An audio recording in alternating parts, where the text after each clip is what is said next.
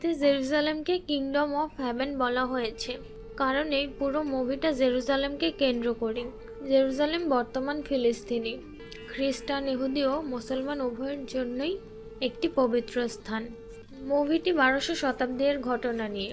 তখন জেরুজালেমে খ্রিস্টান, ইহুদি ও মুসলিমরা একসাথে থাকত। বেশিরভাগ ছিল মুসলিম, তারপর খ্রিস্টান আর অল্প কিছু ইহুদি। সে সময় পুরো জেরুজালেমে ছিল মুসলমানদের দখলে, আর জেরুজালেমের কিছু অংশ ছিল খ্রিস্টানদের দখলে। সে সময় মুসলমানরা ছিল জ্ঞানী, গুণী, কৌশলী, যুদ্ধক্ষেত্রে বা যে কোনো বিষয়ে পারদর্শী। চলো তাহলে দেরি না করে মুভির মূল ঘটনাতে চলে যাই। তার আগে আমাদের চ্যানেলে নতুন হয়ে থাকলে চ্যানেলটি সাবস্ক্রাইব করতে ভুলো না। 1184 সাল। মুভির শুরুতে দেখানো হয় বেলিয়নকে। তার স্ত্রী আত্মহত্যা করেছে, যার কারণে সে অত্যন্ত শোকাহত। বেলিয়ন পেশায় কামার ছিল। কামারের কাজ করার সময় তার গ্রামের পাশ দিয়ে গডফ্রে নামক একজন যাচ্ছিল। যাওয়ার সময় গডফ্রে বেলিয়নকে তার বাবা বলে পরিচয় দেয় এবং তাকে তার সাথে পবিত্র ভূমি জেরুজালেমে ফিরে যেতে বলে। বেলিয়ন এই প্রস্তাব প্রত্যাখ্যান করে, কিন্তু গডফ্রে যাওয়ার সময় বলে যায় সে যদি তার মত পরিবর্তন করে তাদের সাথে আসতে চায় তাহলে সে মেসিনার পথে আসে। এটা বলে গডফ্রে চলে যায়। এর মধ্যে বেলিয়নের সৎ ভাই তাকে জানায় তার স্ত্রী আত্মহত্যা করার আগে তার সাথে খারাপ আচরণ করতে চেয়েছিল। এটা শুনে বেলিয়ন রেগে যায় এবং তার সৎ ভাইকে হত্যা করে গ্রাম থেকে পালিয়ে যান। এই বেলিয়ন আমাদের আজকের মুভির হিরো, যে কিনা খ্রিস্টান ধর্ম অনুসরণ। এরপর দেখানো হয় বেলিয়ন তার বাবার সাথে যোগ দিতে তার বাবার বলার রাস্তার দিকে রওনা দেয়।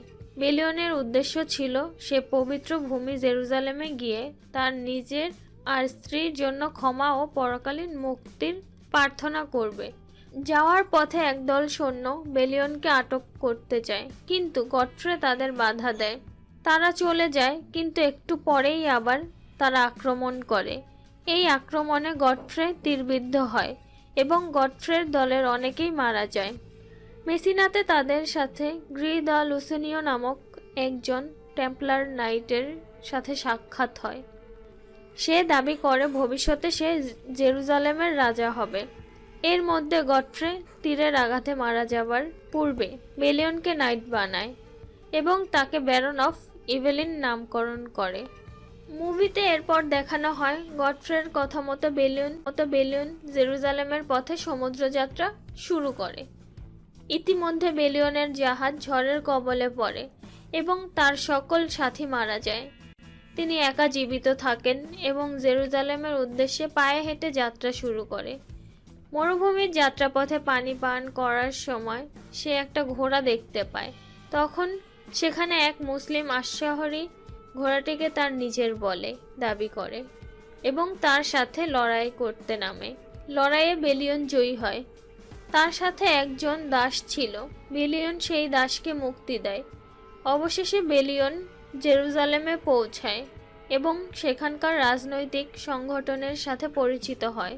সেখানে থাকা এক রাজনৈতিক নেতা তাকে বলে সে গি নাইটদের সমর্থন করে এবং মুসলমানদের সাথে যুদ্ধ করতে চায়। মুভিটির এরপর দেখানো হয় বেলিয়ন তার উত্তরাধিকার সূত্রে পাওয়া ইভেলিনে যায় এবং দেখতে পায় সেখানকার জমিগুলো অত্যন্ত শুষ্ক। এরপর সে তার প্রকৌশল জ্ঞান ব্যবহার করে শুষ্ক ও ধুলোময় জমিগুলোতে সেচের ব্যবস্থা করে। এর ফলে ইভেলিনবাসীরা অনেক খুশি হয়। এসব দেখে সিবিলা নামক এক রানী তার সাথে দেখা করতে যায় এবং তারা দুজন একে অপরকে ভালোবেসে ফেলে। এর 1 বছর পর গি এবং তার সহযোগী রেনাল্ড অফ সতিল মিলে একটি সারাসেন কাফেলার অন্যায়ভাবে আক্রমণ করে। এর প্রতিশোধ নিতে সালাউদ্দিন পাল্টা আক্রমণ করে রেনাল্ডের দুর্গ ক্যারাকে। এসব দেখে রাজা বল্ডউইন বেলিয়নকে সাহায্য করতে অনুরোধ করে এবং বেলিয়ন গ্রামবাসীদের দারুণ রণকৌশলের মাধ্যমে রক্ষা করে। সালাউদ্দিনের বাহিনী অত্যাধিক সংখ্যাগরিষ্ঠ ছিল, ফলে বেলিয়ন বন্দী হয় এবং তার সাথে দেখা হয় সেই লোকের যাকে সে মুক্তি দিয়েছিল জেরুজালেমে এসেই। বেলিয়ন তখন তার আসল পরিচয় জানতে পারে। সে ছিল আসলে সালাউদ্দিনের প্রধানমন্ত্রী। সালাউদ্দিন তার সেনাবাহিনী নিয়ে কেরাকে অবরোধের জন্য উপস্থিত হয়েছিলেন। এরপর বলডুইন তার সাথে সাক্ষাৎ করতে যায় যাতে জেরুজালেমের উপর আক্রমণ না হয়। তারা মুসলমানদের পিছু হটা নিয়ে আলোচনা করে এবং বলডুইন রেনাল্ডোকে শান্তি দেওয়ার শপথ করে।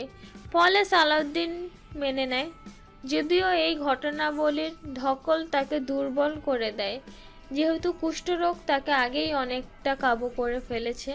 বলডুইন বেলিয়ন আর সিবিলার পারস্পরিক সম্পর্কের কথা জানতে পারে এবং বলডুইন বেলিয়নকে বলে সিবিলাকে বিয়ে করতে এবং সেনাবাহিনীর নিয়ন্ত্রণ নিতে। কিন্তু বেলিয়ন এই প্রস্তাব প্রত্যাখ্যান করেন, কারণ এর জন্য অনুসারী টেম্পলারদের মেরে ফেলতে হবে, আর সে একজন পরিপূর্ণ নাইট হতে চায়, আর তাই সে এরকম অন্যায় হতে দিতে পারে না। কিছুদিন পরে বলডুইন মারা যান এবং তার ভাগ্নে সিবিলার পুত্র পঞ্চম বলডুইন রাজা হয়।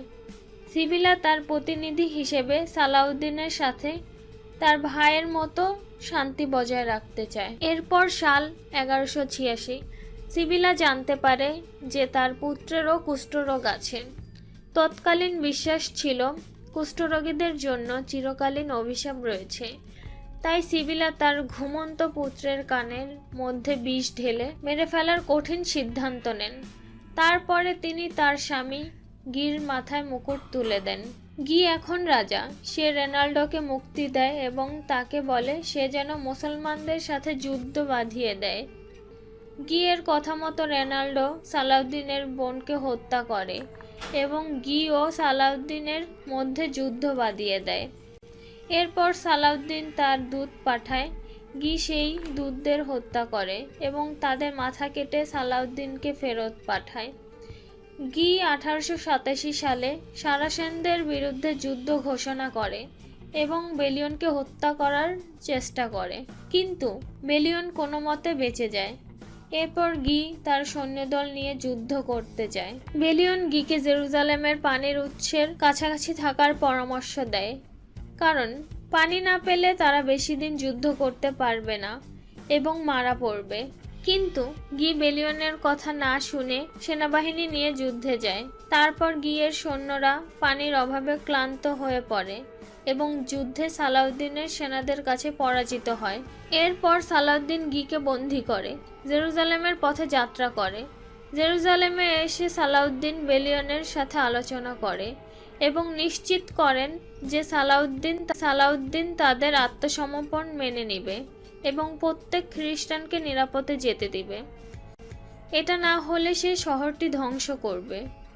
এরপর সালাউদ্দিন জেরুজালেমের নিরাপত্তার বিনিময়ে খ্রিস্টানদের নিরাপদে চলে যেতে দিতে রাজি হন। এই মুভির পরের দৃশ্য দেখানো হয় গি যুদ্ধে অপমানিত হওয়ায় বেলিয়নের মুখোমুখি হয় এবং গি বেলিয়নকে তলোয়ার যুদ্ধের চ্যালেঞ্জ করে এবং যুদ্ধে বেলিয়ন জয়ী হয়, কিন্তু গিকে প্রাণে মারে না। সে তাকে নাইট হয়ে উঠতে বলে।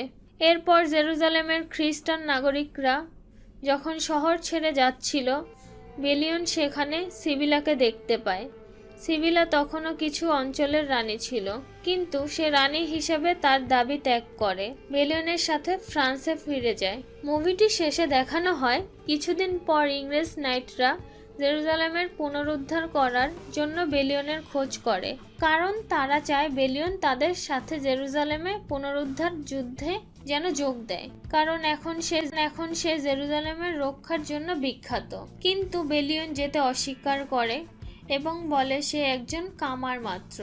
এরপর বেলিয়ন সিবিলাকে নিয়ে তার স্ত্রী কবরের পাশ দিয়ে অজানার পথে চলে যায়। প্রায় 1000 বছর পরেও পবিত্র ভূমিতে শান্তি এখন।